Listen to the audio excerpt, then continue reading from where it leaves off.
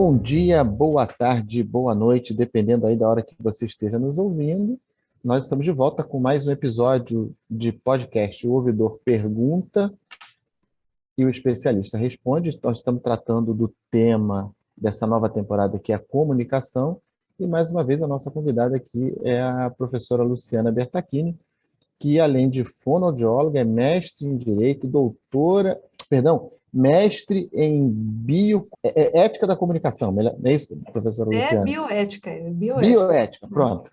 Quase que eu acertei. A comunicação hoje não está muito boa comigo, hein? Mas vamos nós. Ai, Professora, então, mais uma vez, agradeço a sua participação aqui conosco.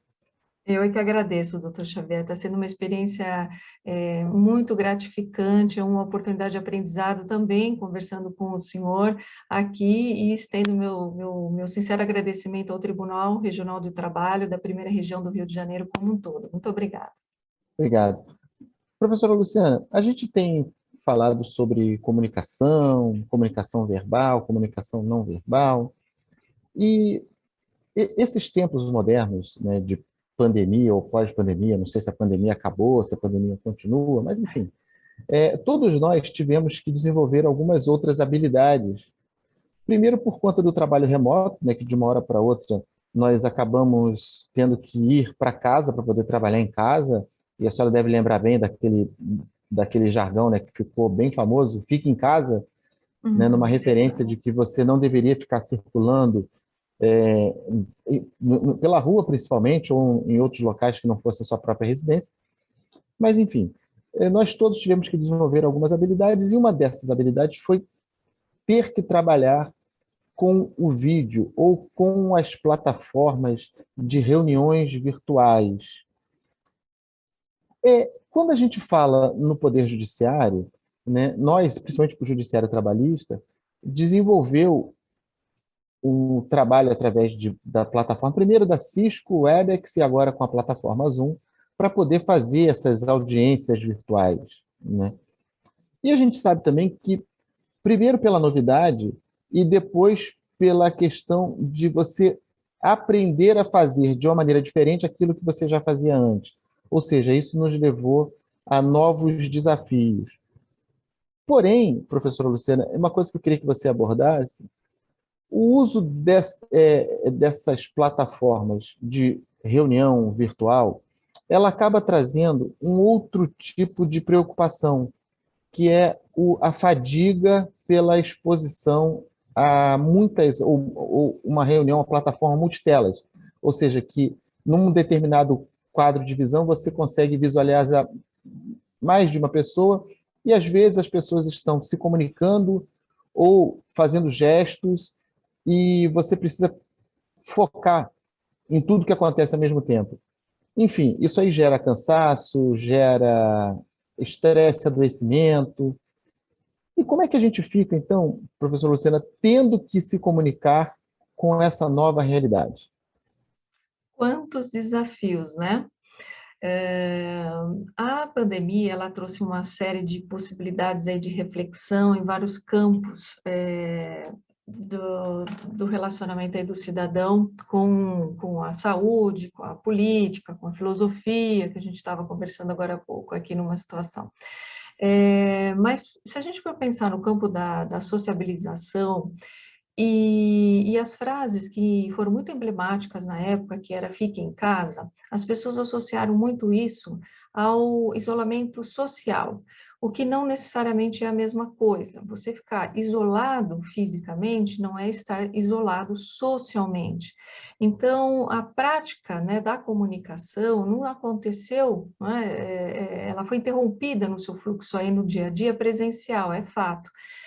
E ir para a plataforma foi uma maneira, sabe, doutor Javier, das pessoas não perderem essa conexão, pelo menos uma sociabilidade, um acesso, e como a prioridade é sempre, né, um pouco, ou em maioria, o mundo dos negócios, as plataformas foram desenhadas para essa finalidade. Por isso que os professores também sentiram um pouco de dificuldade, o uso teve que ser adaptado em diferentes campos e unidades, campos de trabalho, áreas de conhecimento e unidades de negócio, com uns com mais e outros com menos facilidade, E as habilidades, como você bem falou, me passa muito aquela sensação de você acordar, dormir um dia, acordar já apresentador de televisão. Você tem que ter interação com as câmeras. Se for criança, tá bom, né? Porque eles têm ali um traquejo, uma velocidade que dá um banho na gente, tá? Mas nós, adultos, que já viemos de um ritmo de interação, né, face a face, homem a homem, muito mais rico, com pistas não verbais, vamos lá, para o mundo remoto, na comunicação não verbal, na comunicação remota e virtual, nós perdemos muito das pistas não verbais, né, da comunicação, inclusive de corpo também. Quando a gente se comunica com as pessoas, a gente pega todas as referências corporais, gestos, expressões faciais, de membros superiores e até das pernas, dos pés, do andar, tudo isso conta e Uhum. traz para a gente uma informação de harmonia ou de coerência entre o que eu falo e o que eu expresso. Já nas quatro linhas, né, dos monitores aí de computador e tudo, a gente perde muito. A gente tem uma visão mais estática do que dinâmica. Então, não que não seja importante, e nós estarmos olhando para o ambiente onde a gente vai se comunicar, esse cuidado é importante para não ter a interferência, os ruídos chamados distratores, que é o som que eu não estou esperando, é a criança que atravessa a nossa frente, é o nosso pet. Algo que possa tirar a sua atenção, por Com exemplo. certeza. Por quê? Porque o senhor fez uma pergunta muito importante. Nós cansamos da interface com o computador porque o nosso foco, ele é contínuo. Se nós continuarmos aqui numa aula, principalmente nós, né, ou nas audiências, na mediação nas aulas, você fala muito, e o time, né, o turno da fala entre eu perguntar e o outro responder, se perde um pouco nas conexões eletrônicas. Uhum. Então, para um grupo de 3, 4 pessoas, funciona bem. Mais do que isso, quando você faz uma pergunta, fica um tempo para alguém abrir o microfone, responder. Então, esse caminho já é um distrator, né? Esse tempo entre eu perguntar e o outro responder. Então, nós temos muitos desafios e faz com que eu canse mais. Por quê? Porque eu fico muito atenta a todas as poucas pistas que eu tenho do meu interlocutor, né? Vejo se ele está olhando para mim e não quero perder nenhum momento. E quando a gente tem que trabalhar com aquela plataforma, não sei se o senhor já passou por essa experiência, eu acredito que sim, que você não tem um feedback visual das pessoas. É muito O tempo complicado, inteiro, né? né? Verdade. Então, a gente parece estar falando um programa de rádio, e eu gosto muito, é uma outra área de atuação, mas para a nossa relação de trabalho, a gente quer a interação, a gente quer esse feedback. Então, cansa, porque você fica muito no hiperfoco, como a neurociência explica, e as últimas pesquisas têm trazido, que esse hiperfoco sustenta um grau de atenção de no máximo 2 horas, né?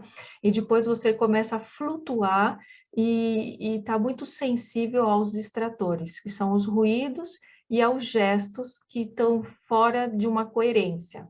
Às vezes as pessoas podem usar gestos, devem usar, mas quando elas gesticulam muito dentro daquele quadradinho, chama muito a atenção de quem está do outro lado, né? Estou pensando aqui no mundo, nas reuniões virtuais, e se perde o que ela fala.